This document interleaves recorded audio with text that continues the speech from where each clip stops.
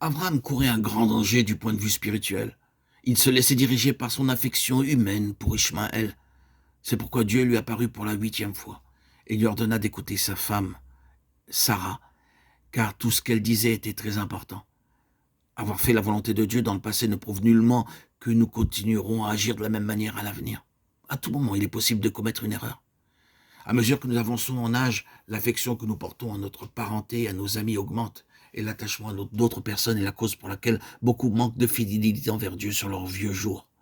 Bien des parents, des épouses, des époux et des enfants désobéissent au Seigneur en raison de l'amour qu'ils éprouvent pour quelqu'un d'autre. Le sentiment envers un être humain doit être subordonné à l'affection pour Dieu. Bien que cette soumission soit très douloureuse, elle ne présente aucun risque. Par contre, si Abraham n'avait pas pris le parti de renvoyer son fils, Dieu ne lui serait pas apparu. Bien qu'il en fût affligé, le patriarche s'inclina. Il en coûte parfois d'obéir à la parole et au commandement divin. Mais Abraham était prêt à accepter la réprimande de Dieu. La raison pour laquelle l'Éternel se manifesta au chapitre 21 du livre de la Genèse était de nous montrer comment nous pouvons être gouvernés par l'Esprit en tout temps et jamais par la chair. Si vous voulez être l'ami de Dieu, ne permettez jamais à quiconque de se mettre au travers du chemin et de vous empêcher d'obéir au Tout-Puissant. Fût-ce votre père, votre mère, votre frère, votre sœur, vos enfants, votre ami ou votre épouse. Avec subtilité, l'ennemi utilisera ces objets de votre affection et ira jusqu'à provoquer les larmes d'une épouse ou d'un enfant pour vous empêcher de faire la volonté de Dieu. Ayant reçu l'ordre du Seigneur, l'apôtre Paul, qui faisait route vers Jérusalem, s'arrêta un certain temps à Césarée. Acte 21:8.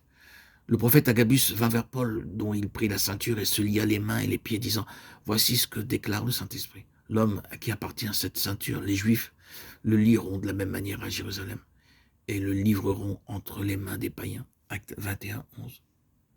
Ceux qui entendirent ces paroles se mirent à pleurer. C'étaient des amis intimes, de braves gens qui étaient passés par l'expérience de la nouvelle naissance. Lorsqu'ils entendirent comment l'apôtre allait être traité, ils ne purent retenir leurs larmes et s'exclamèrent « N'y va pas, n'y va pas ». Paul répondit « Que faites-vous en pleurant et en me brisant le cœur?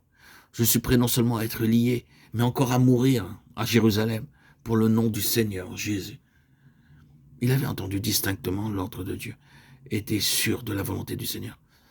Il ne se laissait pas ébranler malgré les efforts de ses amis pour le persuader, malgré leurs supplications et leurs pleurs.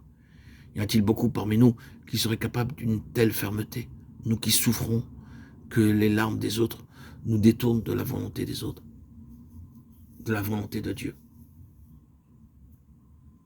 Frères et sœurs en Christ, pouvez-vous me certifier qu'il ne vous est jamais arrivé de vous laisser fléchir par la volonté des autres et non par la volonté de notre Seigneur et puissant Dieu? Dans de telles circonstances, n'avez-vous pas faibli, failli par vos proches, et ainsi vous vous êtes détourné de la voie de l'obéissance à notre Dieu Tout-Puissant? Frères et sœurs en Christ bien-aimés, chers amis, auditeurs, auditrices, c'est de cette manière que beaucoup n'ont pas répondu à l'appel, ou se sont tout simplement dérobés alors qu'il s'agissait de partir et de suivre le Seigneur dans l'obéissance et la soumission. Certains ont refusé de se faire baptiser, d'autres n'ont pas donné à Dieu ce qu'il exigeait d'eux. Les larmes de ceux qu'on aime ont été la cause de la désobéissance. Et ainsi, il fallut que le Seigneur vous parle et vous réprimande. Aussi affectueuse et digne d'amour que cette personne ait pu être, il n'est pas concevable que quelqu'un prenne le pas sur Dieu dans votre affection. L'Écriture déclare « Quiconque aime son père et sa mère, son époux ou son épouse plus que moi, n'est pas digne de moi. »